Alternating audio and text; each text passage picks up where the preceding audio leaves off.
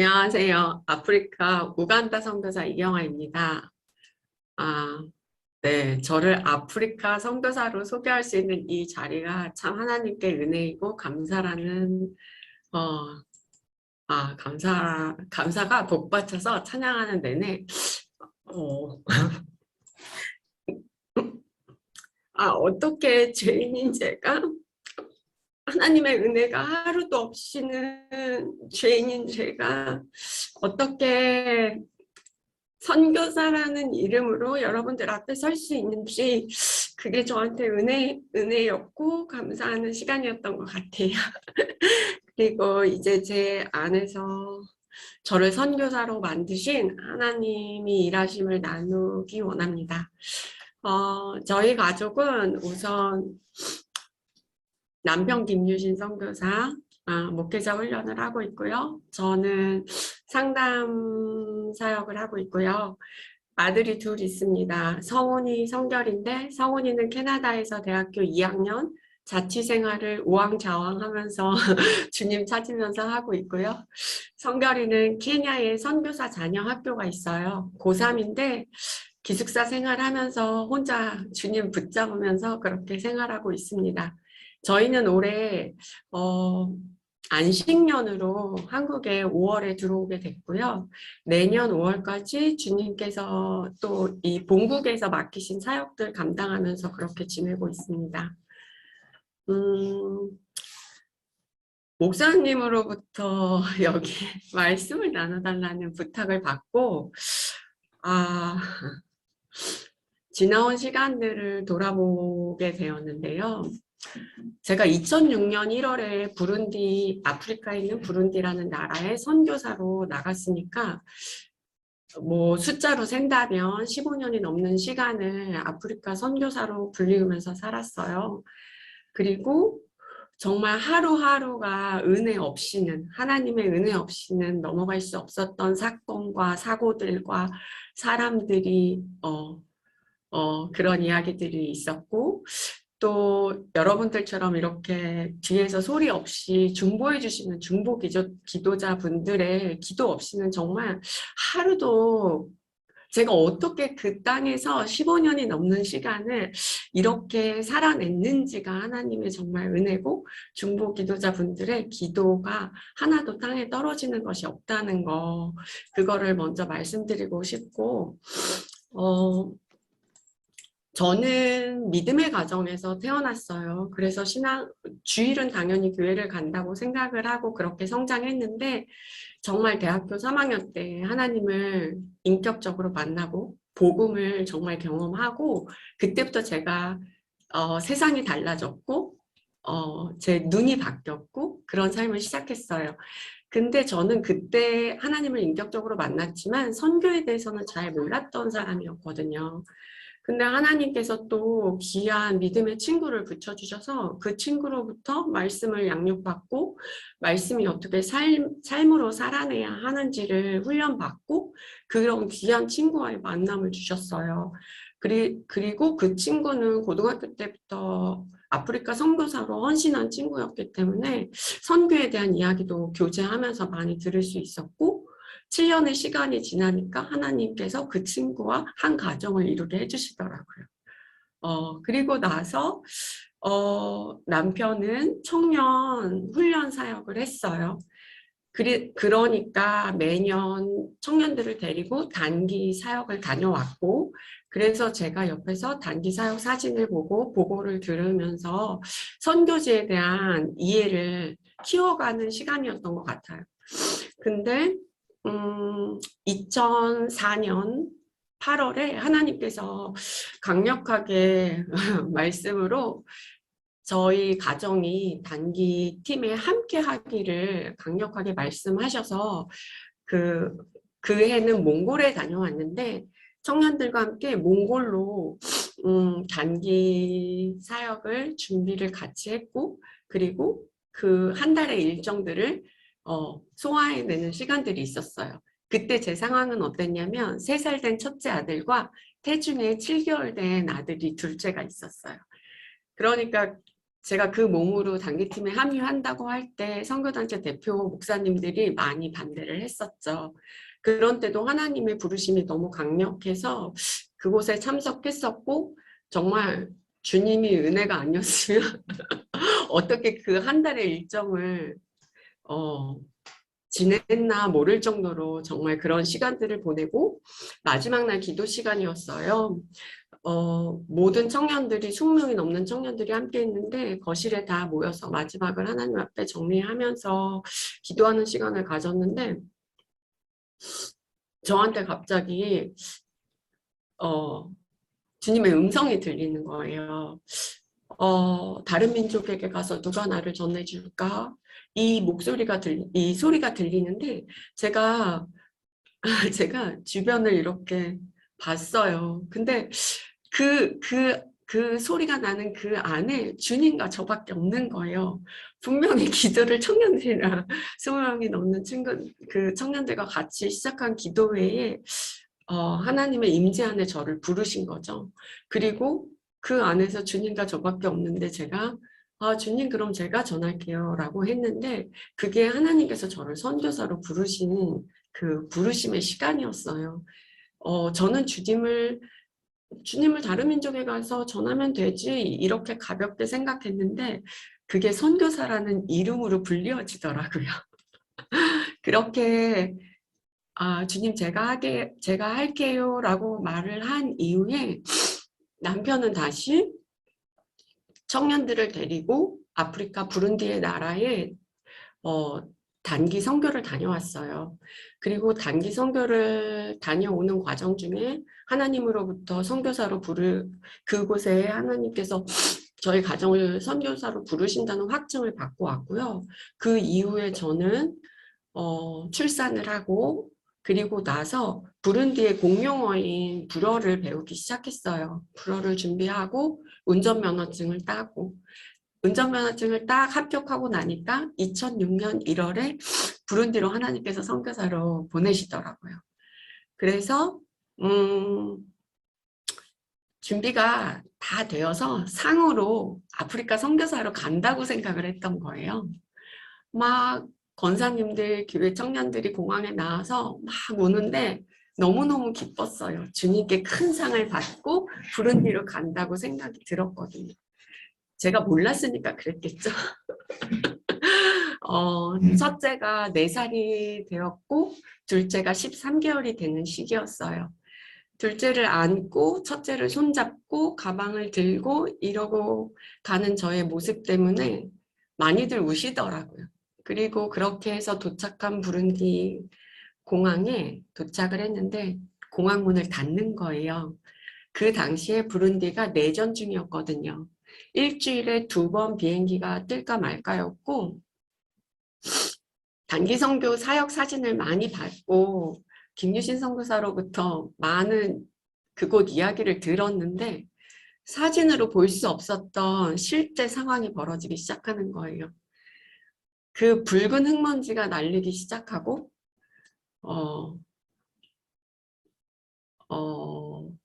횡단보도 이런 게 하나도 없어요. 도로에 그냥 소도 다니고 자전거도 다니고 오토바이도 다니고 차도 그냥 돌고 싶은 데서 돌고 그냥 제가 사진으로 보지도 못했고 상상도 못한 실제가 막 일어나기 시작했어요. 그리고 그때는 내전 중이었어가지고 유엔군들이 그 안전을 위해서 수도에 주둔해 있었는데 그것 때문에 저희가 수도에 집을 구할 수가 없는 상황이 된 거예요. 그래서 외곽 지역에 집을 구했는데 아프리카는 수도는 그래도 수도 시설이나 전기 시설을 만들어 놓는데 조금만 외곽으로 나가기 시작하면 상황이 되게 많이 열악하거든요. 근데 이건 지금 제가 15년을 살고 나서 말하는 거고 그 당시에 가서는 몰랐어요. 왜냐하면 사진에서 볼 수 없었거든요. 선교사님이 다녀와서 물이 잘 안 나온다, 전기가 없다 이런 얘기를 한 번도 안 하셨거든요. 그래서 처음 도착한 외곽 지역에 구한 집에 첫날이 됐는데 5시가 좀 지나니까 해가 졌고 그리고 나니까 전기가 없는 거예요. 그래서 촛불을 사용했고 그렇게 해서 부룬디에서의 선교사로서의 삶이 시작되었습니다. 근데 밤마다 다큐멘터리 TV에서나 볼 수 있었던 곤충들이 나오기 시작하는 거예요.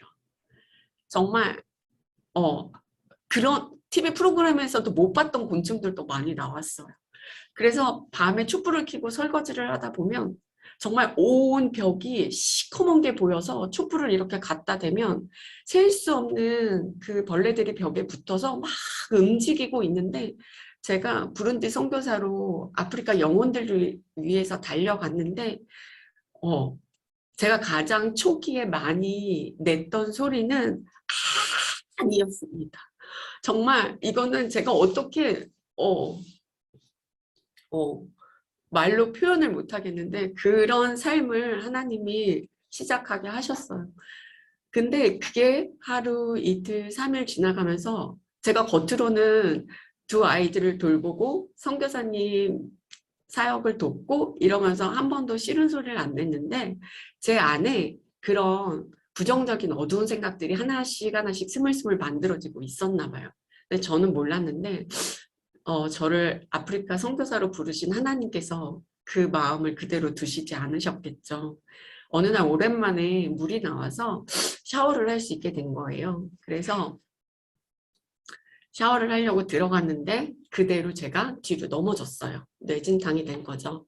그리고 저는 의식을 잃었는데 제가 의식을 잃었는지 몰랐어요. 밖에서 제가 씻으러 들어가자마자 쿵 소리가 나서 김유신 선교사가 문을 열어보니까 전 벌써 의식을 잃고 쓰러져 있는 상황이었고, 저를 끌어내서 막 응급조치를 하고 그런 상황이었고, 저는 뒤로 쓰러지면서 뒤통수를 딱 맞았는데 이거 죽는 거구나를 딱 알겠더라고요. 이거 죽는 거구나. 근데 제 입에서 주님, 제가 감사를 잃고 살았습니다. 그 고백이 딱 나오는 거예요. 그러면서 눈물이 주르륵 나더라고요. 그런데 그게 김진성 교사가 응급처치를 하고 제가 의식이 돌아온 거예요. 그 눈물을 흘리고 하나님 앞에 제가 감사를 잃고 살았다고 고백을 하던 그 시간이 하나님께서 만져주시고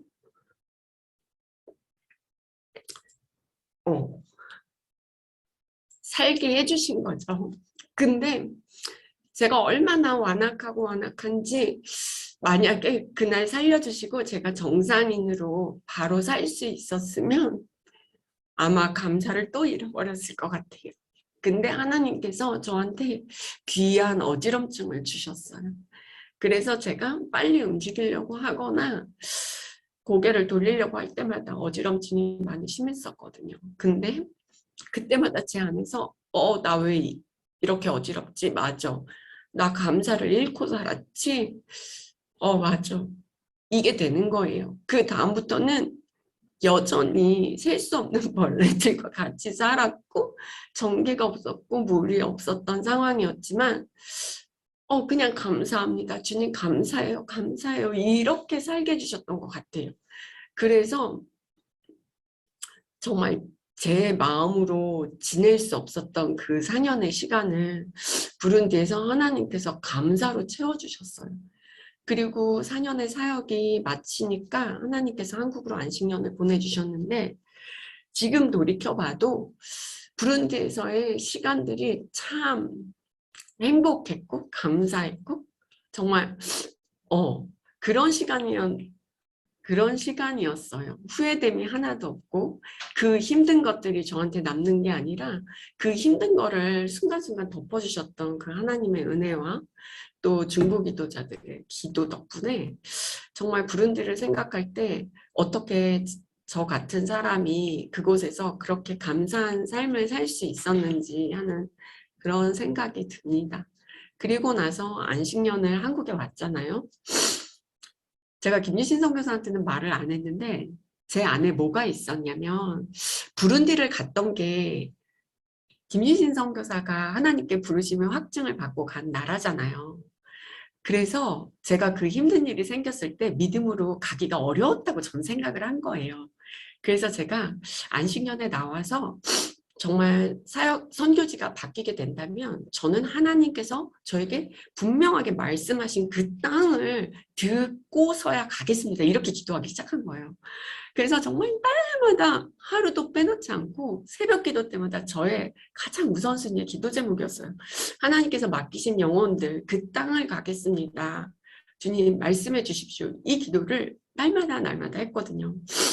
근데 정말 훈련이 끝나가고 저희가 나가게 되는 그때가 다가오자 하나님께서 어느 날 기도하는 중에 세계 지도를 보여주시고 아프리카 대륙을 보여주시고 그 대륙 가운데 어떤 땅을 보여주시고 그 땅 안에 어떤 지역을 보여주시고 그 지역 안에서 보혈이 터져 나오는 걸 보여주신 거예요.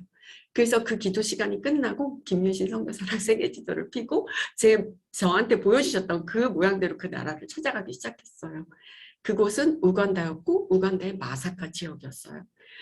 아, 제가 얼마나 기뻤겠어요. 아, 주님이 나에게 맡겨주신 영혼이 있어서 나를 그곳에 부르시는구나. 너무너무 기대가 되고 날마다 그 땅에 갈 그 기대로 준비하는 시간이었어요.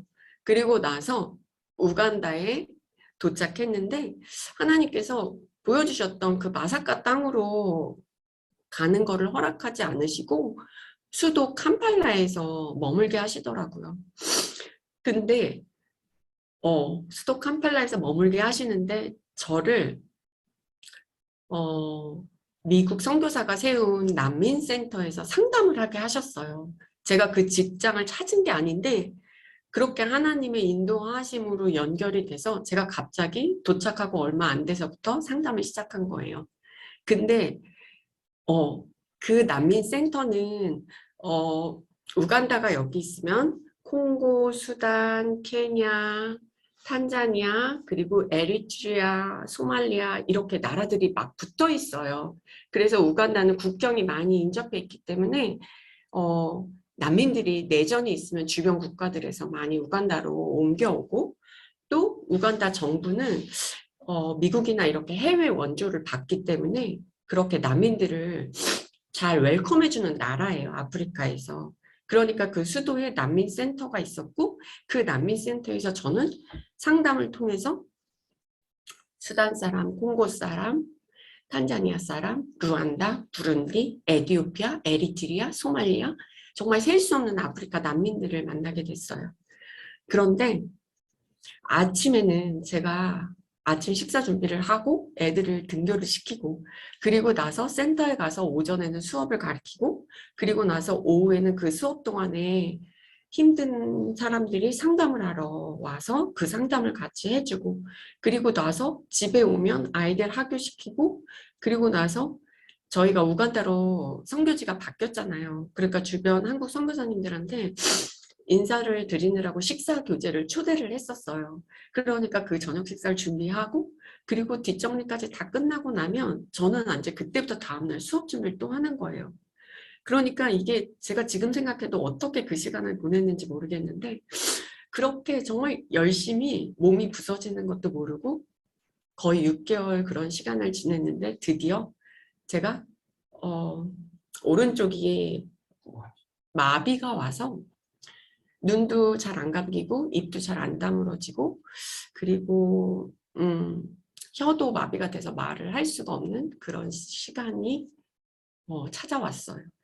그리고 그렇게 쓰러지고 3일을 꼼짝없이 움직일 수 없다가 침뜸을 하러 우간다에 오신 선교사님을 잘 연결이 돼서 그 이후로 침뜸을 받으면서 많이 회복이 됐어요.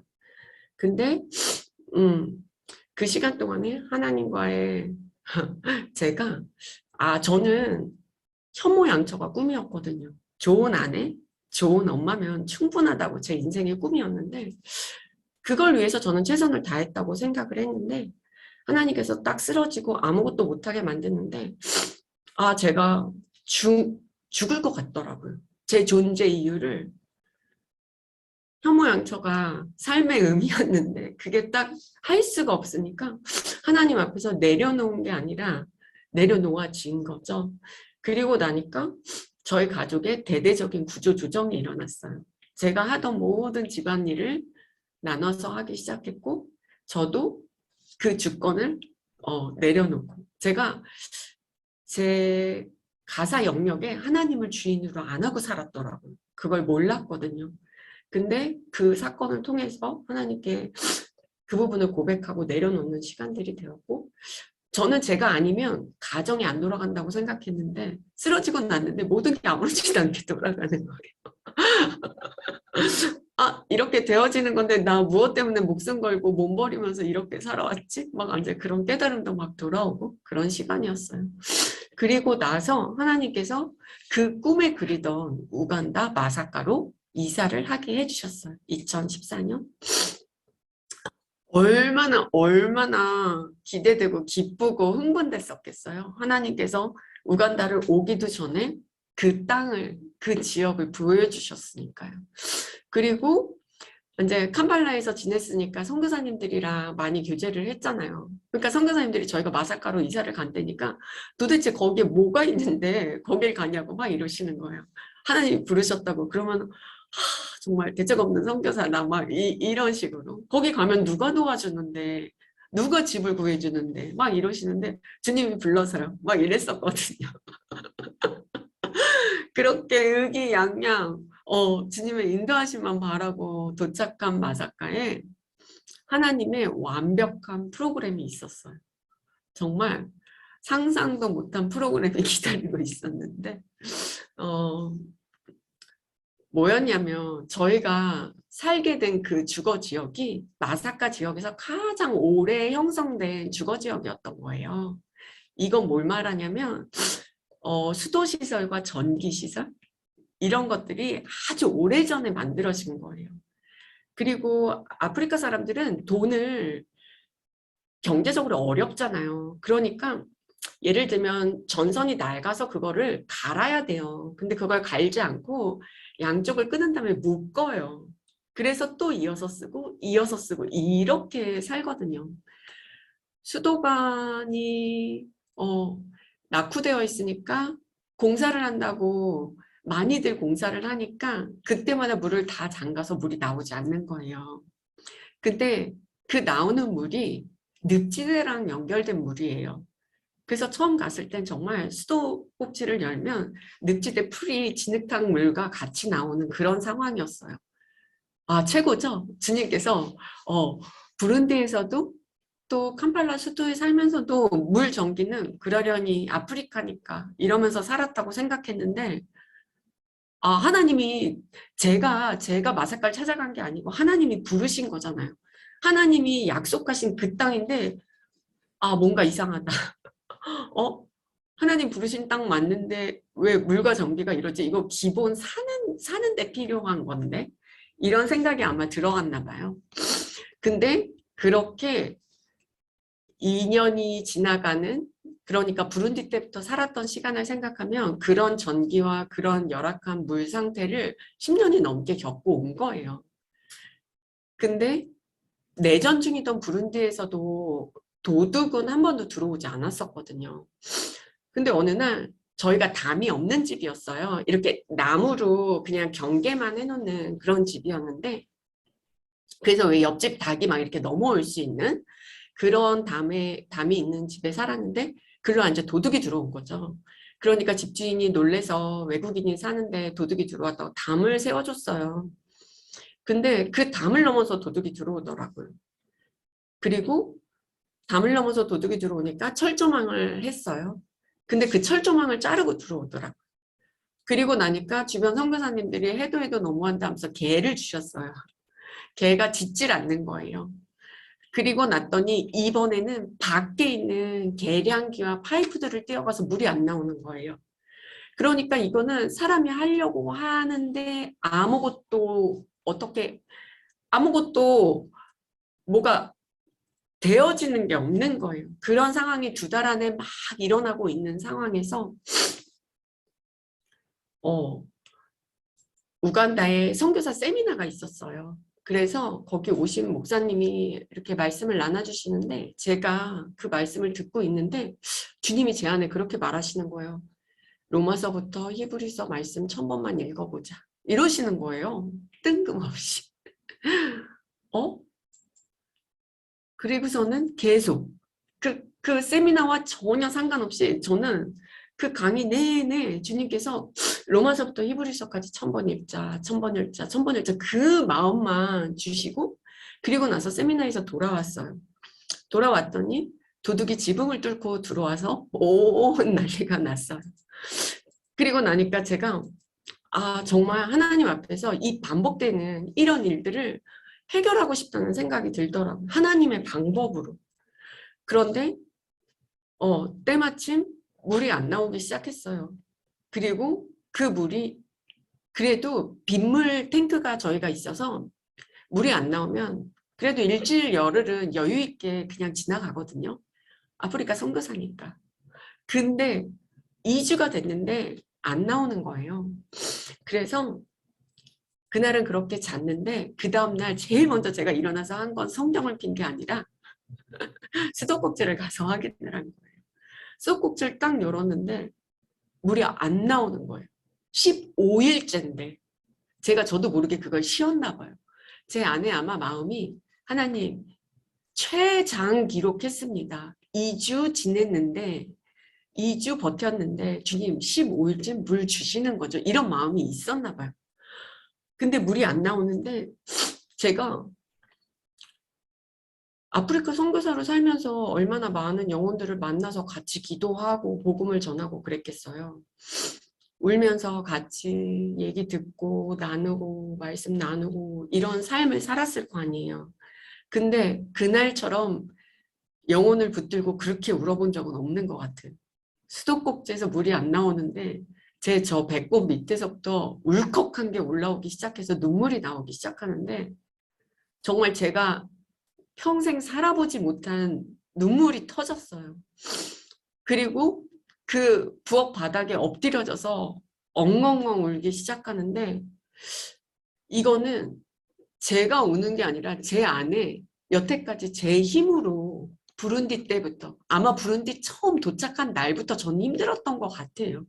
근데 그거를 나 이거 힘들어서 못하겠다. 이게 솔직한 거였는데 나 아프리카 선교사로 왔으니까 나 잘해야 되고 나 이거 견뎌낼 수 있어야 되고 그랬던 것 같아요.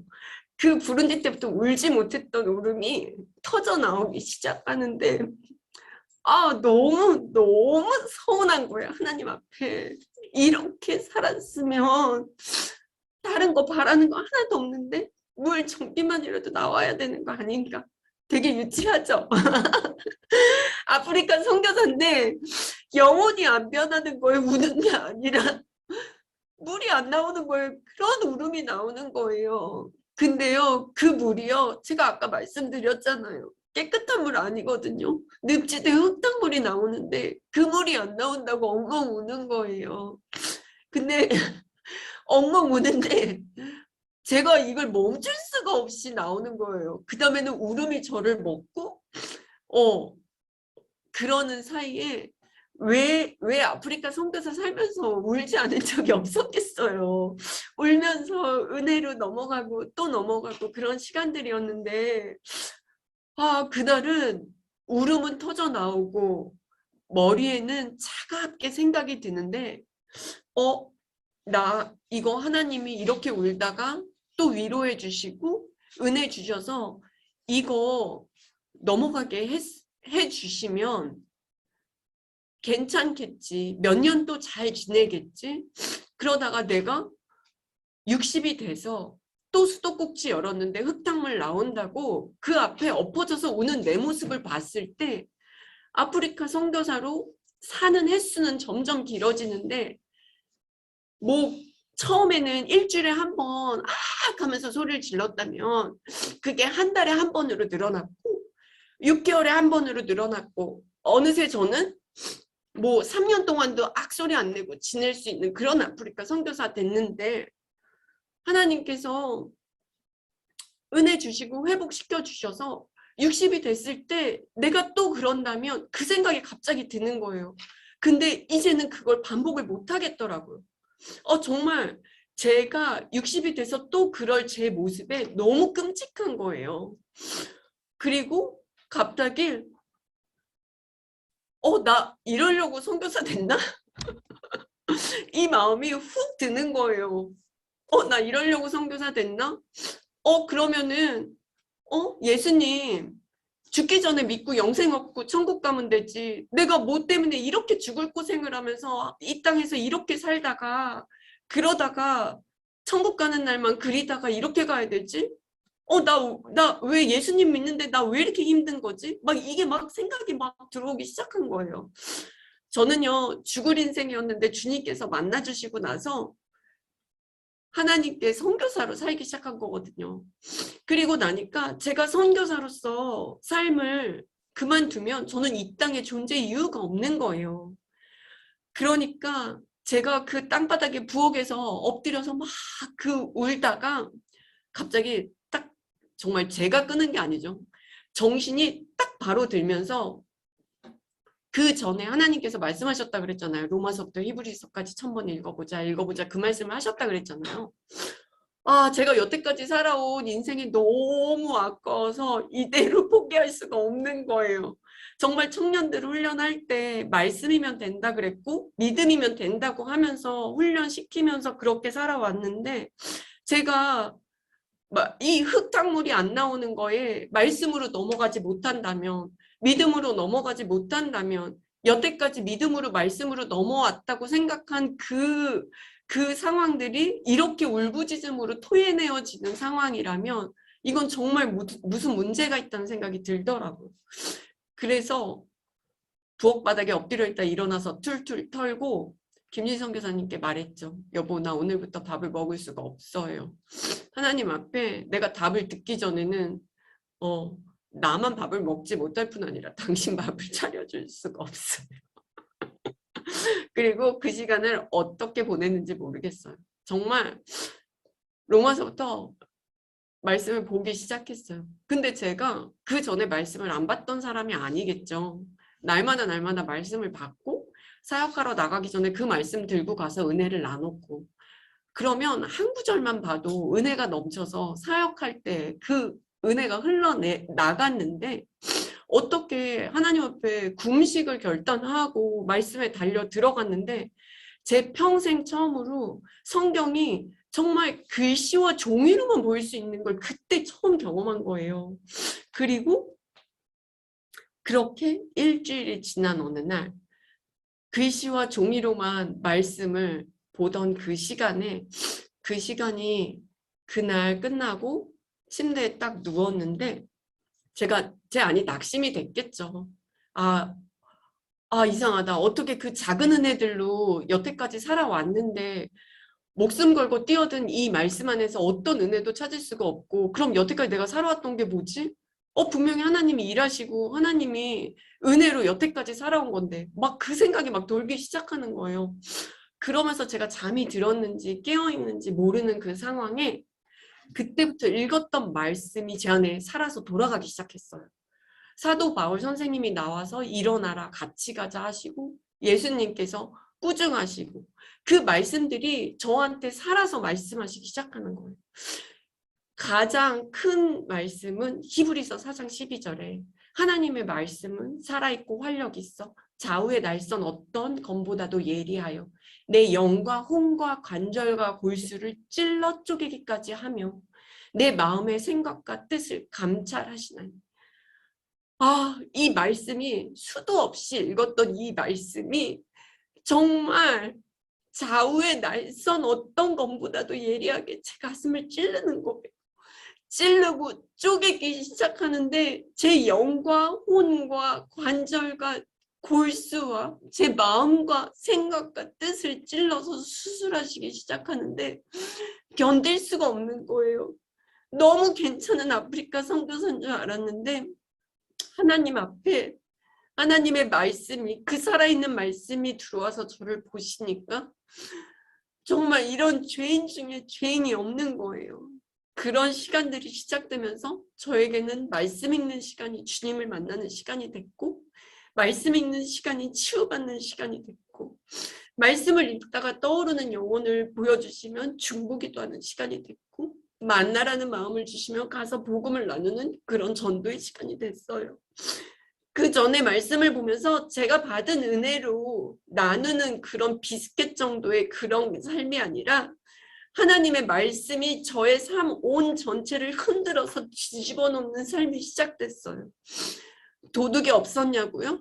하나님의 말씀의 은혜가 그렇게 넘치면 수도, 물, 전기 잘 나왔냐고요? 아니요. 심하면 심했지. 그런 상황들은 모두 더 심하면 심했지 나아지지 않았어요. 그런데요. 그 말씀이 살아서 날마다 저를 만나주시는데 100번을 읽고 200번을 읽고 300번을 읽고 읽으면 읽을수록 제가 어쩜 이렇게 주님을 모르고 살아왔는지가 날마다 회개가 되는 거예요. 내 안에 믿음 있는 자였고 믿음으로 산다고 했는데 내가 알던 그 믿음이 무엇인가? 내가 말하던 그 믿음이 무엇인가? 자기 힘쓰기고 내 경험이었고 내가 아는 지식으로 산 건 아닌가? 하나님은 이름만 붙여드리고 제가 제 열심으로 최선을 다했던 것은 아닌가? 하나님께서 말씀 보는 시간마다 저는 주님을 만나는 시간이 된 거예요. 그 말씀이 정말 생명의 실제가 되었고 그 말씀을 통해서 제가 날마다 다른 사람이 되어가기 시작했어요. 제가 아까 말씀드렸죠. 10년이 넘어가는 해가 되니까 나 아프리카 선교사 계속 할 수 있나? 정말 은혜도 컸고 중보기도자분들의 중보기도의 힘도 너무너무 많이 받고 지내왔지만 너무나 지치고 힘들고 버거워서 나 정말 선교사 언제까지 할 수 있지? 이 말이 툭툭 나올 때가 있었거든요.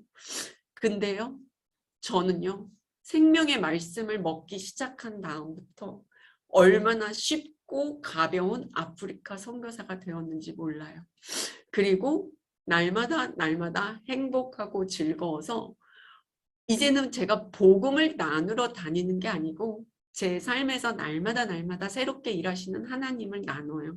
그러면 그 이야기를 같이 듣고 그리고 나서 그냥 우리는 교제를 하는데 믿음의 교제죠. 교제를 하면 영혼들이 변화되는 걸 하나님께서 보게 해주세요. 얼마나 쉽고 가벼운 사역을 하기 시작하게 됐는지 제가 제 힘을 다해서 제가 말했죠. 오른쪽 마비가 되도록 열심인 사람이 저였는데 그런 사람이 열심으로 일했을 때 갖는 열매는 요만큼도 안 됐던 것 같아요. 근데 저는 죄인이고 제가 아무것도 할 수 없는 자이고 제 안에 생명으로 오신 예수 그리스도 말씀을 믿고 살아가는 지금 제 삶은 주님이 다 해놓으시고 저한테 착하고 충성된 종아 이렇게 말씀하시는 거예요. 그 열매의 수준이 제가 만들어낼 수 없는 열매의 수준을 날마다 경험하고 있고요. 그 은혜로 살고 있어요. 지금 이 시간에 무릎선교 기도학교로 그리고 마리아 기도회 함께 기도하셔서 이곳에 함께 하신 모든 분들께 저의 이 행복한 삶으로 초대를 하고 싶습니다. 마지막으로 하나님께서 이런 삶을 살게 하셨는데 어느 날 아침에 샤워하려고 들어갔는데 하나님께서 이러시더라고요. 경아야, 내가 너를 살려대 총장으로 불렀다. 딱 이러시는 거예요. 그래서 제가 씩 웃었어요. 왜냐면 제가 아프리카 선교사로 나가기 전에 교수를 하려고 준비를 하던 시간이 있었다가 아프리카 선교사로 부르심에 네, 제가 하겠습니다 하고 그 과정을 내려놨거든요. 그래서 저는 하나님이 저한테 하나님과 저만 아는 거죠. 하나님이 저한테 그거 교수 말고 총장 해라 뭐 이렇게 그냥 유머러스하게 해주신 건 줄 아는 거예요. 그래서 제가 그냥 씩 웃고 씻고 나왔는데 그때부터 하나님께서 정말 하늘나라의 대학이죠. 살려대. 하나님께서 살리려고 하는 영혼들이 있는 곳 어느 곳이나 저를 달려가게 하시더라고요. 그래서 저는 우간다 선교사이기도 하고 아프리카 선교사이기도 하며 세계 선교사입니다. 주님께서 어떻게 이렇게 지치고 힘들었고 최선을 다한다고 했던 제가 그게 아니었고 주님이 제 안에 말씀으로 만나주시고 생명이 되어주시고 나니까 이제서야 말씀을 알겠는 거예요. 내 멍에는 쉽고 가벼우니 아 정말 주님의 멍에가 쉽고 가벼운 거였군요. 이런 말씀들이 이제 새롭게 깨닫게 되어지는 거예요. 그리고 나서 보니까 제가 이제는 주님을 이 땅에 살 때 믿어야 된다고 나누고 있어요. 그거 죽기 전에 이 땅 거 누리다가 죽기 전에 영생 얻어서 천국 가는 게 부러운 게 아닌 거예요. 이 땅에서 주님과 동행하면서 주님만이 하실 수 있는 영혼 살리는 일에 제 인생이 사용되어지고 이 땅에서 날마다 천국을 누리다가 그냥 하나님과 함께 천국 가는 그 삶이 이게 되어지는구나. 그래서 저희는 지금 안식년 한국에 들어왔는데 이 삶을 계속해서 나누게 하나님이 저희를 막 움직이고 계세요. 그래서 이 시간에 여기 기도해 주시는 모든 성도님들과도 이런 나눔을 할 수 있게 되었던 것 같고 어떻게 하나님이 날마다 일들을 하시는데 그 일들을 이 짧은 시간에 다 나눌 수 있겠어요. 그런 하나님을 찬양하고 이 시간 가운데 나눌 수 있게 되어서 너무 감사했습니다. 그리고 제가 기도로 마무리하겠습니다. 살아계신 하나님을 찬양합니다. 하나님, 죄인인 저를 하나님의 생명의 말씀으로 살려주시고 또 제 안에 생명을 허락하셔서 그 생명이 흘러가게 하심으로 지치고 쓰러지고 마른 뼈에 하나님의 생명을 흘러가게 하시고 살리시니 감사합니다. 하나님, 하나님의 은혜를 나눈 이 시간, 이 은혜를 들은 모든 저의 기도해 주시는 성도분들께서도 하나님의 이 생명의 말씀을 맛보기 원하고 이 생명의 말씀으로 사라지는 삶을 경험하길 원합니다. 주님의 말씀이 단지 읽어지는 수준이 아니라 주님의 말씀이 저희 삶 속에 사라지는 수준으로 살기를 원합니다. 하나님 한 분 한 분을 축복해 주시고 주님의 은혜로 덮어 주시옵소서. 이 모든 말씀 예수님 이름으로 기도드렸습니다. 아멘. 네, 성사님 감사합니다. 성사님 조금 빨리 끝내주셨는데 혹시 질문을 혹시 받으실 수 있을까요? 네. 예, 혹시 여러분들 중에서 성사님께 질문하시고 싶으신 분 계시면 손을 들어서 표해 주시면 질문하도록 하겠습니다. 시간이 조금 남았기 때문에 우리 좀 편하게 여성이 여성에게 묻는다. 그래서 질문 혹시 하실 거 있으신가요? 예, 용기 있게 바로 얘기해 주시면 됩니다. 예, 우리 고국경 권사님, 집사님, 네네, 음소거 해지해 주시고 질문해 주세요. 네, 저기 가시자마자 우간다에 가시자마자 네네. 정말 너무나 많은 나라 그 아프리카 사람들과 상담을 하시게 되셨다 그러셨잖아요. 어떤 언어를 하셨는지 그때 들으면서 궁금했어요. 그 난민센터는 제가 말씀드렸잖아요. 우간다에 난민센터가 있고 우간다는 영국 식민지였기 때문에 공용어가 영어예요. 그래서 주변 국가 수단이나 콩고나 소말리아나 이 나라의 사람들은 다 영어를 쓰지 않아요. 그러니까 난민으로 그 나라에서 도망은 왔지만 정착을 할 수가 없는 거예요. 언어가 안 되니까 시장에서 뭘 하나 살 수가 없고. 그러니까 이 난민센터를 열었던 미국 선교사님이 제일 먼저 하신 일이 영어 수업이었어요. 영어 수업을 통해서 난민들이 먼저 기본적인 영어를 가르쳐줘서 그 영어가 뭐라도 하나 살 수 있을 생존 영어를 가르쳐주는 거를 먼저 한다고 난민센터를 여셨는데, 그리고 나서 이제 직업훈련을 시키셔서 취업도 할 수 있게 하고 그런 일들을 하신 거예요. 근데 취업을 하고 나면 문제가 뭐냐면 오래 하지 못하는 거예요. 왜 그런가 봤더니 이 사람들이 난민이라는 거는 죽음의 그 경계선을 넘고 이 땅에 들어와서 살게 된 거잖아요. 그러니까 모든 사람들이 트라우마들이 이거는 상상할 수가 없는 거예요. 예를 들면 제가 상담했던 한 케이스 중에 한 형제는 밤에 갑자기 반란군들이 집에 쳐들어왔어요. 근데 그 집이 거기에 유지였어요, 아버지께서. 근데 어머니, 누나 둘, 여동생 둘을 다 강간을 하고 남동생 둘을 죽인 거예요. 그리고 나서 그 강간당한 어머니와 누나들, 여동생을 데리고 그 밤에 그냥 달려 나온 거예요. 그리고 수단에 왔는데 언어가 안 되잖아요. 수단에서 우간다로 넘어왔는데 언어가 안 되잖아요. 그러니까 살 수 있는 방법이 없는 거예요. 그런 사람들이 난민센터를 찾아온 거예요. 그래서 그러니까 그 미국 선교사님은 취업도 시켰고 영어도 가르쳐서 잘 살 줄 알았는데 알고 보니까 이런 심리적인 게 상처들이 하나도 만져지지 않으니까 일상생활에 사람들하고 만나서 뭘 할 수가 없는 사람들이 된 거예요. 겉으로 볼 땐 멀쩡한데 속이 이게 안 되는 거예요. 그러니까 문제를 자꾸 일으키는 일들이 일어나고 그러면서 이 미국 선교사님이 기도하기 시작했대요. 상담을 해줄 수 있는 사람을 보내달라고 기도를 하기 시작하셨는데 우간다에 왜 상담을 할 수 있는 사람이 없었겠어요. 오시는데 돈을 달라 그러시더래요. 근데 난민센터를 하니까 재정적으로 그렇게 돈을 지급을 못 하신 거예요. 그러니까 마음에 계속 그게 기도 제목이었는데 저를 우연히 만났는데 제가 부른디 선교사였고 사회사업을 공부했었고 그런 이야기들을 들으면서 상담을 맡아달라고 하시더라고요. 그래서 제가 할 수 있는 게 없는 자였는데 그렇게 상담을 하기 시작했고 제가 아까 내용을 말씀드렸잖아요. 이런 내용을 하루에 한 명을 듣는 게 아니라 제가 막 3명, 4명을 통해서 이런 사건들을 듣는 거예요.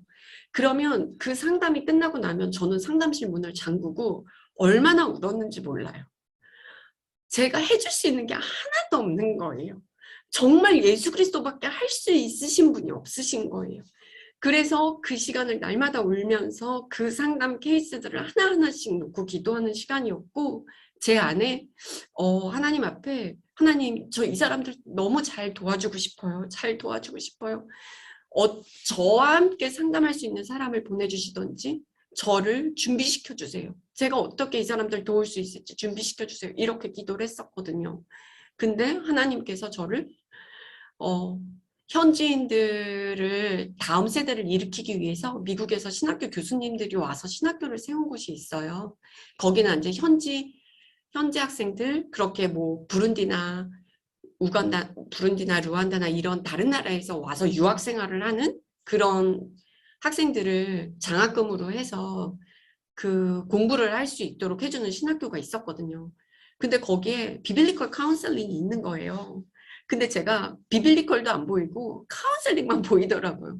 아, 주님이 이걸 통해서 이 사람들 돕게 하시려고 그러시는구나. 그 생각 하나로 간 거예요. 학교를 찾아갔어요. 총장님이 보시더니 거기 다 현지인들만 있는데 외국인이 찾아온 거잖아요. 근데 외국인이 그냥 선교사잖아요. 막 너무 좋아하시는 거예요. 웰컴이라고 막 그러면서 들어간 수업에서 제가 뭘 알게 됐냐면 여기는 기숙사 생활을 하지 않으면 수업을 할 수가 없는 거예요. 수업을 소화해낼 수가 없는 거예요. 숙제가 너무 많고 인텐시브 코스로 교수님들이 한 달 동안 와 계시면서 수업을 막 진행을 하니까 밤을 새고 숙제를 해야지 따라갈 수 있는 건 거예요. 그래서 제가 수업이 열릴 때 짐을 싸서 현지인 기숙사에 들어가게 된 거예요. 제가 지금 돌이켜봐도 하나님께서는 저는 카운셀링 기술을 배워서 이 난민들을 돕고 싶은 마음에 거길 뛰어들었는데 거기가 딱 열리니까 그 안에 하나님의 완벽한 프로그램이 있으셨죠. 현지인들하고 기숙사를 쓰기 시작하는데 제가 말했잖아요. 저 되게 부룬디에서 현지인들이랑 너무 잘 살았거든요. 왜냐하면 부룬디에서 살 때는 한국인이 저희 가정밖에 없었어요.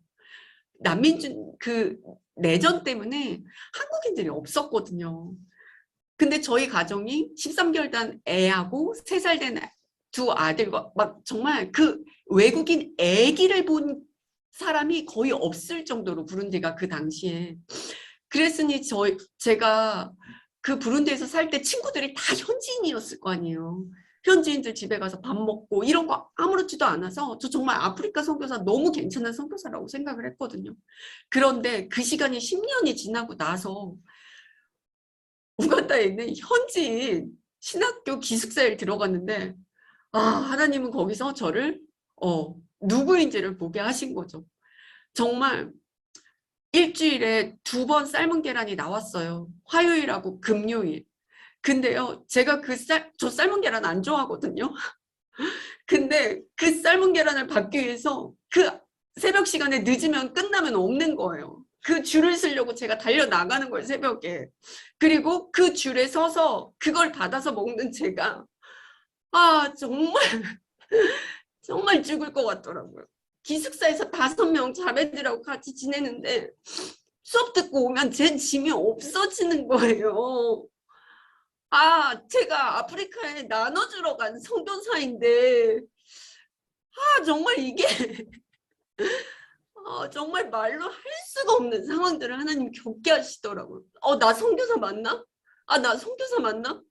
나 이거 이런 것들이 막 통째로 흔들어지기 시작하는데 기숙사라고 미국인이 세운 기숙사라고 물이 잘 나오겠어요? 우간다 땅 그 지방에다 지은 기숙사니까 물이 안 나오는 건 마찬가지인 거예요. 우간다에서는 이런 젤리칸이라고 노란색 석유통 같이 보이는 게 있어요. 그거를 어깨에다 메고 물을 길러 가야 되거든요. 물이 안 나오는 어느 날이었어요. 기숙사에서 친구들이 다 친구 된 거예요.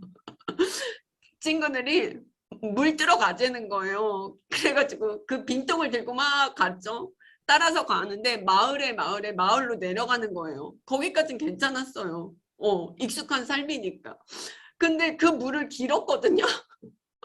못 들겠는 거예요. 못 들겠는 거예요. 힘이 안 돼요. 그랬더니 친구들이 네가 맘하면서 그것도 못 든다고 놀리는데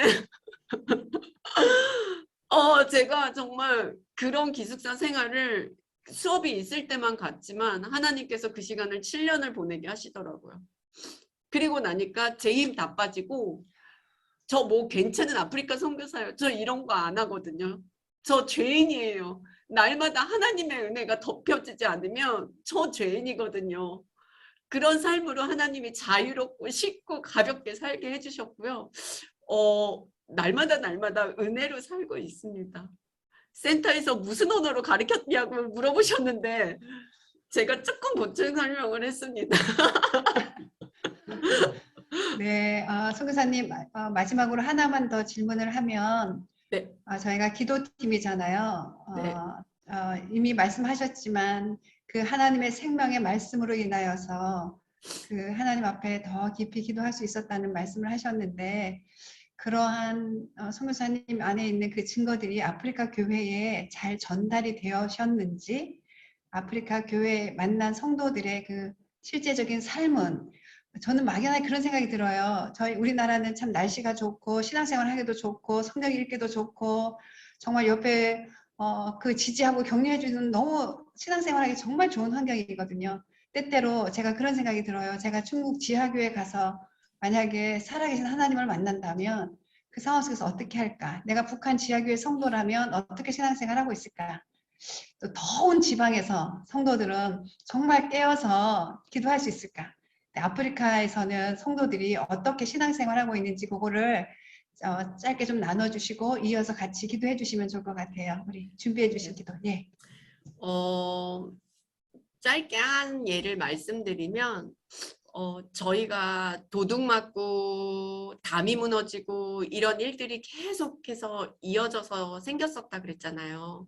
근데 저희는 하나님의 은혜면 충분하다 그러고 예수 그리스도와 십자가면 충분하다고 나눴는데 처음에 목회자들이나 성도들이 온전히 그걸 믿는 마음이 아닌 거예요. 왜냐하면 아무리 저희가 현지인들처럼 살려고 해도 수준이 똑같아질 수가 없잖아요.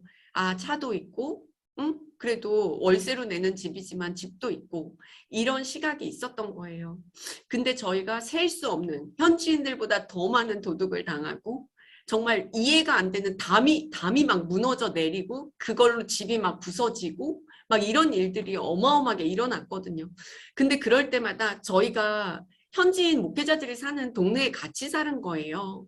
그러니까 목사님들이 저희가 어디 사역 나갔는데 막 담이 무너지는 일들이 벌어지는 거예요. 그럼 목회자들이 막 전화가 오는 거예요. 지금 담이 무너져서 난리가 났다. 빨리 오셔야 된다. 그럼 저희가 아직 사역 일정이 이틀이 더 남아있다. 3일째 되는 날 가겠다. 이러면 목회자들이 기겁을 하는 거죠. 지금 난리가 아닌데 어떻게 저렇게 말을 할 수 있는가. 근데 저희가 돌아와 봤더니 어마어마하게 이게 넘어졌더라고요. 그러니까 저희가 왔어도 해결할 수가 없는 방법이었어요. 그런 사건과 상황과 모든 일들 가운데 하나님께서 그런 저희가 훈련하고 있는 목회자분들, 저희 삶을 나누고 있는 그런 훈련생들을 증인으로 세워놓으셨어요. 한 번도 그 사건들이 저희만 겪게 하시지 않고 주변에서 보게 하시더라고요. 그리고 나서 보게 하셨는데 저희의 목회자 훈련은 계속 진행되고 있는 거잖아요. 저희는 처음부터 같은 말을 했거든요. 하나님의 말씀이 일하신다. 예수 그리스도와 십자가면 충분하다. 왜냐하면 아프리카에는 그 교회에 오시는 이유가 예수 그리스도를 더 알려고 그 진정한 복음을 맛보려고 오시는 것보다 이 땅에서 잘 되려고 복 받으려고 오시는 그런 게 막 섞여 있거든요. 근데 저희가 그런 얘기는 안 하고 예수 그리스도면 충분하다 그러고 뭘 더 준다는 게 아니라 예수 그리스도 그분만으로 충분하다고 하니까 답답하죠. 현지인 분들이 들으실 때. 왜냐하면 뭔가 더 얻고 싶고 이 땅에서 좀 더 편하게 살고 싶어서 예수 믿는데 저런 말을 하니까. 근데 그거를 그 사건들과 상황들을 보셨던 뭐 1년이 지나고 2년이 지나고 저희가 나누는 것들이 달라지지 않고 저희 삶을 보셔왔고 그리고 나서 무슨 일이 있었냐면 목사님 중에 한 분이 먹을 게 하나도 없어진 거예요. 왜냐하면 코로나 때문에 예배를 드릴 수가 없었기 때문에 성도들이 헌금도 거쳐지지 않고 7가족인데 먹을 게 하나도 없는 날이 된 거예요. 근데 이제 이거는 그 목사님이 저를 찾아와서 간증을 하신 거예요. 아, 선교사님 먹을 게 하나도 없었는데 갑자기 선교사님이 가르쳐줬던 말씀이 생각이 났다고. 선교사님이 그러지 않았냐고. 먹을 게 없으면 자동 금식이다. 주님이 기도하기 위해서 금식도 하게 하시는데 먹을 것이 없으면 자동 금식하면 되지 않냐. 이렇게 했던 말을 이분이 그게 떠올라서 가족들을 다 모아놓고 미셔너리가 말했다. 선교사님이 말했다. 먹을 것이 없으면 자동 금식이다. 우리가 오늘부터 금식한다. 이렇게 목사님이 선포를 하신 거야, 가족들한테. 근데요, 이분들이 먹을 게 없다는 건 정말 아무것도 없는 거예요. 저희들이 말하는 감자도 있고 양파도 있고 호박도 있고 먹을 게 없어의 차원이 아니고요. 먹으려고 하는 그 배고픔을 잊으려고 하는 먹을 게 정말 하나도 없으신 분들인 거예요. 그런데 그분이 금식을 선포하고 하나님이 어떻게 일하시는지 금식 기도를 들어간 거예요. 저희가 은혜를 나누고 저희의 삶을 보셨지만 그거를 본인들의 삶에 그렇게 적용해가지고 그걸 간증으로 달려오신 거예요. 그렇게 하루가 지났는데 하나님께서 성도들을 보내주시고 감자들을 들고 오고 호박을 들고 오고 어떤 분은 헌금을 하시고 이런 일들이 막 일어났다는 거예요. 그리고 나니까 이분이 믿음이 실제인 걸 경험하신 거예요. 말씀이 그냥 말씀이 아니라 정말 사라지는구나. 이걸 경험하신 거예요. 이런 분들이 한둘이 아니세요. 그러니까 저희가 지금 얼마나 신나고 행복하고 쉽고 가볍게 사역을 하겠어요. 이제 말이 통하거든요. 믿음의 말이 통해요. 믿음이면 된다. 말씀이 살아있는 거고 생명을 주신다. 그 생명이 흘러서 또 다른 생명을 살린다. 이게 되어지는 거예요. 그런 분들이 저희의 지금 안식령 나온 빈자리를 지금 채워주시고 계세요. 할렐루야. 선교사님, 질문이 하나 들어왔어요. 기도하려고 그랬는데, 자녀들을 그 땅에서 양육하셨잖아요. 선교사님들은 정말 어쨌든 믿음도 있으시고 말씀도 있으시고 또 같이 할 수 있는 게 있는데 그 상황에서 자녀를 양육하는 것은 또 다른 문제인 것 같아요. 이곳에도 자녀로 인하여서 정말 기도하는 많은 어민들이 있거든요. 눈물을 흘리는. 그분들에게 자녀 교육에 대한 믿음을 하나 전수해 주신다면 어떤 게 있을까요? 많고 많은 이야기가 있지만 풀어놓아 다니게 하라라고 말하겠습니다. 주님께서 가장 잘 키워주시고 제 힘쓰지 않고 제 손 타지 않을 때 아이들이 주님 빨리 만나고 주님 아버지 찾게 되고 가장 주님이 계획하신 모습대로 커가는 것 같아요. 옆에서 제가 대신해 주는 것보다 옆에서 그 믿음의 길을 갈 때 넘어가야 될 그걸 넘어가는 걸 믿음으로 옆에서 봐주는 게 더 힘든 거 다 아시잖아요. 가슴 아프고 찢어지는 거 아시잖아요. 근데 처음엔 그게 가슴이 아프고 찢어졌거든요. 근데 지금은 축복이 되는 거예요. 저희 그래요. 애들이 힘들다고 왜 전화 안 오겠어요. 와, 하나님 너무 잘해주신다. 와, 성은아, 하나님이 너무 잘해주신다. 성결아, 하나님 너무 잘해주신다. 제가 그런 사람이 된 거예요. 그래서 자녀 양육을 말씀드리면 실질적으로 제가 겪어냈던 그런 사례들이 얼마나 많았겠어요. 근데 지금 정리되어지는 거는 풀어놓아 다니게 하라. 주님의 말씀 안에서 자녀 각 사람도 저희의 소유물이 아니고요. 하나님께서 창조하셨고 하나님께서 계획하신 그런 영혼들이잖아요. 저희 가족은 한 팀이에요. 김유신 선교사, 이경화 선교사, 김성훈, 김성결 선교사, 저희 가족 모두가 다 선교사이고요. 저희 형제님 이러거든요. 선교사님 서로 이러거든요. 그 안에서 하나님이 이 믿음의 교제를 하게 해주시고 그리고 말씀으로 살게 해주시고 말씀의 은혜를 나누면 아이들에 대해서 못 나누는 게 아니고 저희가 아이들의 삶을 통해서 나누는 은혜에 저희가 도전받고 이러거든요. 근데 그 아이들이 이런 일 저런 일 겪으면서 왜 힘들지 않고 왜 비명 지르지 않고 그랬겠어요.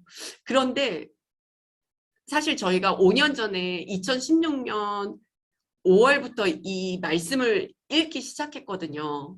근데 그때부터 말씀을 읽기 시작하는데 성훈이 성결이가 방학 때 와서 보면 김유신 선교사하고 저한테 뭐라 그랬냐면 엄마 아빠 성경 중독됐다고 그랬어요. 그랬는데 얘네들이 지금 케냐에서 알아서 해야 되잖아요. 얘네들이 어려울 때 뭘 할 것 같아요? 성경을 펴서 답을 얻을 때까지 읽는 애들이 됐어요. 아마 풀어놓아 다니게 하는 게 조급하실 수도 있고 불안하실 수도 있고 이게 어떻게 되어지냐라고 하실 수 있을 거예요. 그런데요. 아시잖아요. 하나님의 때와 하나님의 방법, 하나님의 뜻을 기다리는 것보다 내가 빨리 하고 싶은 거죠. 내가 빨리 그 결과를 보고 싶은 거죠. 근데 제 인생을 나눠드린 것처럼 제 힘이 다 빠지고 나서 예수 그리스도와 십자가면 충분합니다라는 고백이 나오니까 주님께서 온전히 일하셨어요. 그리고 그걸로 저희는 아이들한테 성경 읽어야 된다, 예배 드려야 된다 이런 말 한 번도 안 하고 살았거든요. 저희가 하나님 앞에 하나님을 바라봤고 하나님과 교제했고 말씀을 읽었고 그런데 지금 어느덧 청년이 된 두 아들이 그렇게 살고 있어요. 첫째는 아빠 선교사도 괜찮은 것 같아요. 이런 말 하거든요, 요즘. 그렇게 살고 있습니다. 답이 되었는지 모르겠어요. 네, 너무 충분한 답이 된 것 같습니다. 여러분, 교회 가라, 성경 읽어라, 기도해라 말하지 마시고 여러분이 하십시오. 예, 그리고 풀어놓아 다니게 해주십시오. 그러면 하나님이 예비해 놓으신 그 푸른 초장에 아이들이 마음껏 뛰어놀면서 정말 부모가 한 대로 하나님을 경외하게 될 것이라고 믿습니다. 예수 그리스도와 예수 그리스도의 십자가의 은혜로 충분함을 믿습니다. 아멘. 그 믿음으로 이 시간 우리 함께 기도하겠습니다. 우리 선교사님 준비해 주신 기도 제목을 저희가 띄워드릴까요? 박미경 권사님 띄워드릴 수 있으세요? 제가 하겠습니다. 선교사님 가능하세요? 예, 예, 띄워주시면서 하나씩 소개해 주시면서 함께 기도하도록 하겠습니다.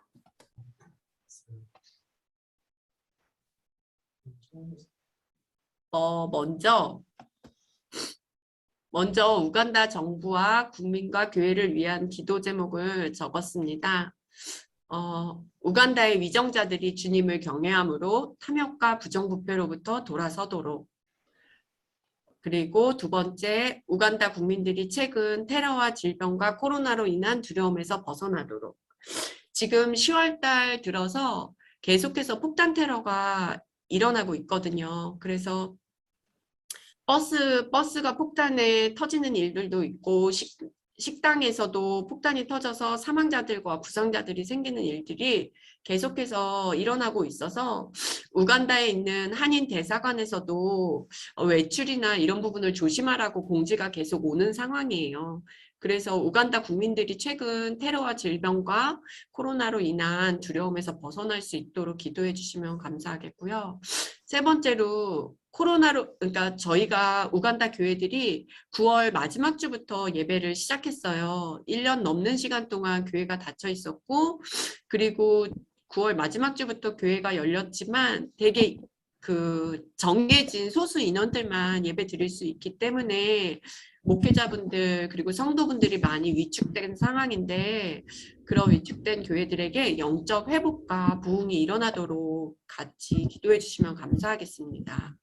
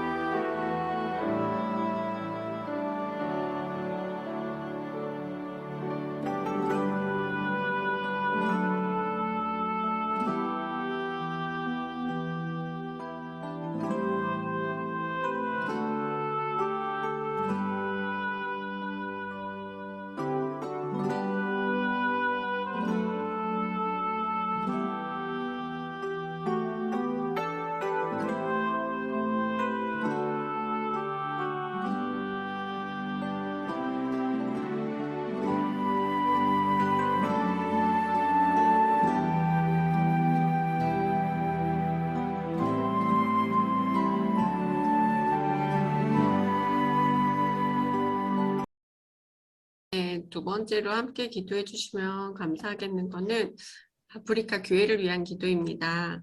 첫 번째, 기복신앙과 혼합주의로 변질된 복음이 회복되도록 아까 말씀드린 것처럼 교회 오시는 분이 예수 그리스도의 그 생명 대신 구원을 받기 위함보다는 이 땅에서 잘 되고 편안하고 싶은 그 마음이 되게 크시고, 그래서 그런 기복신앙과 혼합주의가 교회 안에 있어요. 그걸로 변질된 복음이 회복되도록 기도해 주시면 감사하겠고요. 두 번째는 말씀의 진리로 이슬람과 이단들과 토속 신앙으로부터 교회를 잘 지켜낼 수 있도록 기도해 주세요. 아프리카 대륙의 북부 지역부터 해서 사하라 사막, 그 전까지 다 지금 이슬람으로 다 덮여 있고 계속 남하하는 중이거든요. 그리고 우간다에도 이슬람 세력들이 무료 진료나 학교에 장학금을 준다는 그런 조건들로 많은 기독교인들이지만 그 진리에 바로 못 선 성도분들이 이슬람의 하나님과 기독교의 하나님의 어떤 그런 것들을 분명하게 알지 못해서 흔들리고 또 떠나는 분들도 있는데, 말씀의 진리로 이슬람과 이단들과 토속신앙으로부터 교회를 잘 지켜낼 수 있도록, 그리고 세 번째는 다음 세대를 이끌 성령 충만한 영적 지도자들이 일어나도록, 아프리카는 자녀들을 아직도 많이 낳기 때문에 어린 세대들이 많아요. 그리고 의료 시설이 열악해서 나이 든 분들이 빨리, 그러니까 그 노령층이 되게 약하고 그 어린 세대들이 많은데, 그 세대들이 다음 세대를 이끌 성령 충만한 영적 지도자들로 일어날 수 있도록 그렇게 기도해 주시면 감사하겠습니다.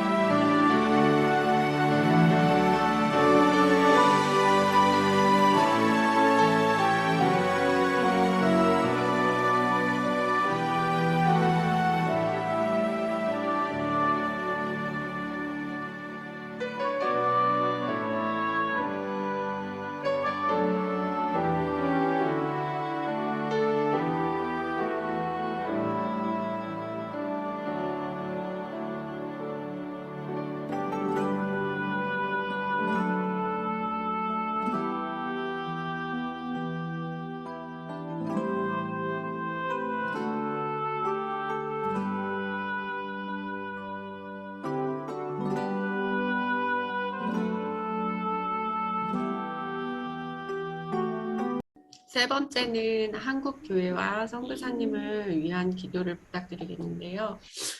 먼저 코로나를 통해서 한국 교회의 영적 각성이 일어나고 교회의 본질을 회복하도록, 두 번째, 한국 교회가 선교의 열정을 회복하고 선교적 교회로 거듭날 수 있도록, 세 번째, 코로나로 인해서 주의 종들이 낙심하지 않고 담대히 주의 사명을 잘 감당할 수 있도록 기도해 주시면 감사하겠습니다.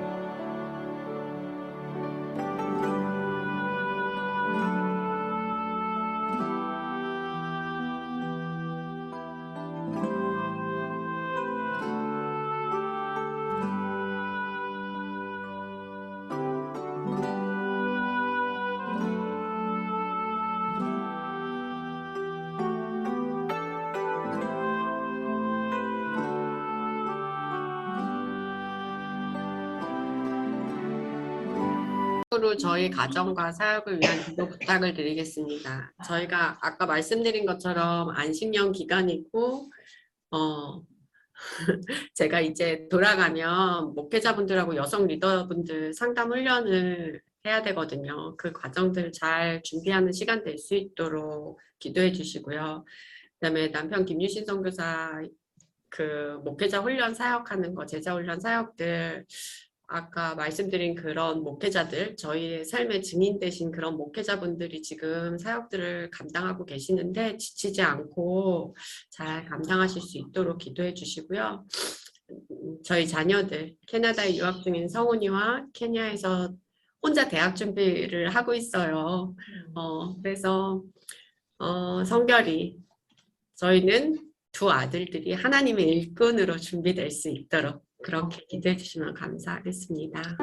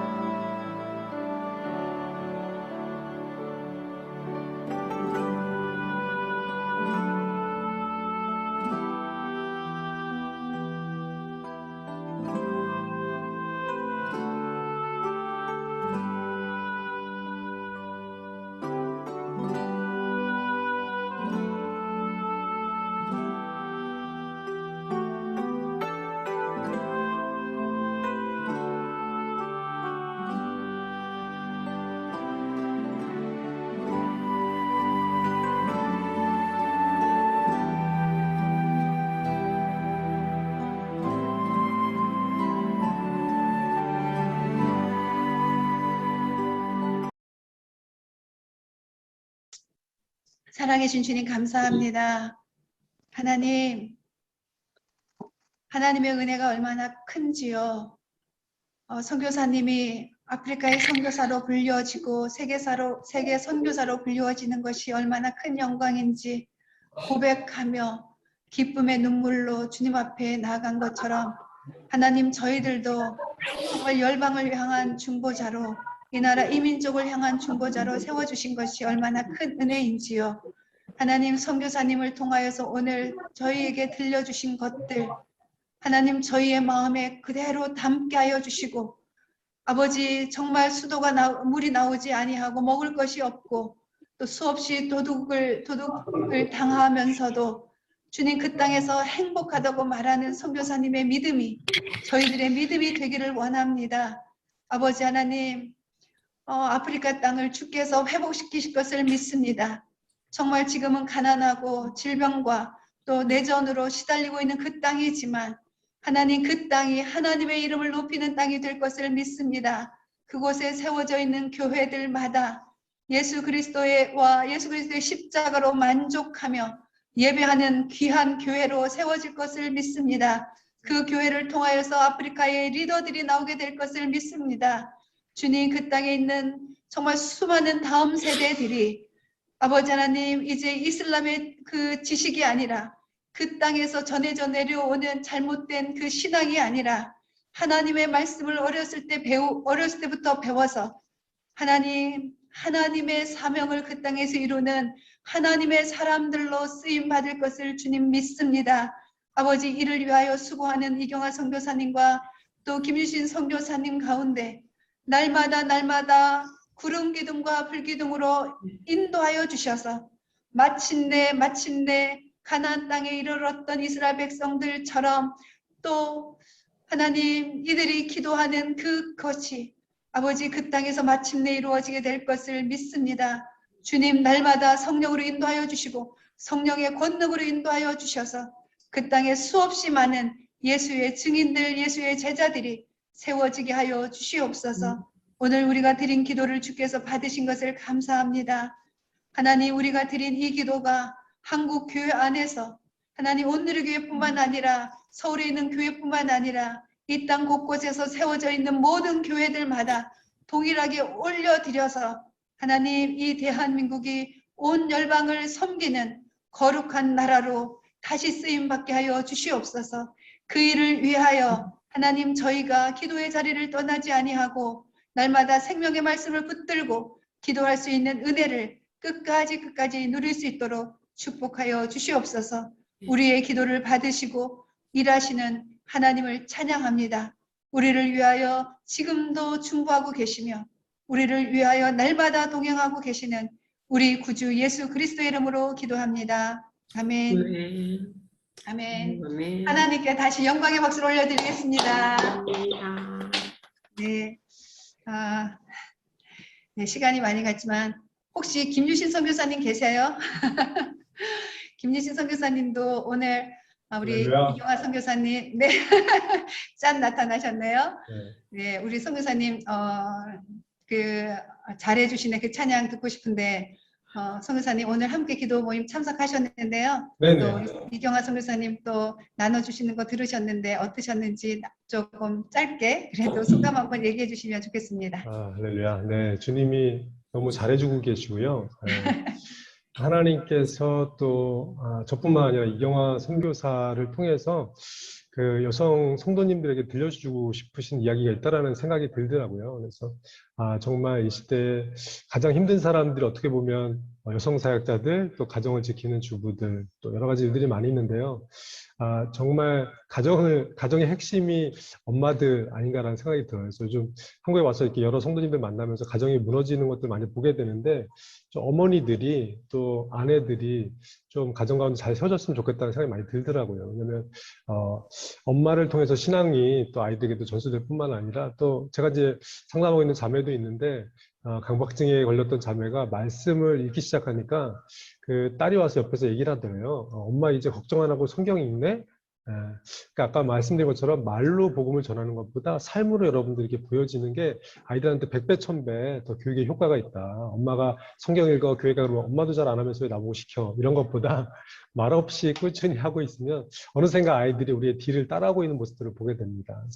그래서 그런 여러분 되기를 예수님의 이름으로 축복합니다. 아멘. 감사합니다. 우리 이경아 선교사님 마지막으로 이제 목소리 들을 수 있는 시간이 없으니까 오늘 어떠셨는지 소감 얘기해 주시고 저희가 축복해 드리겠습니다.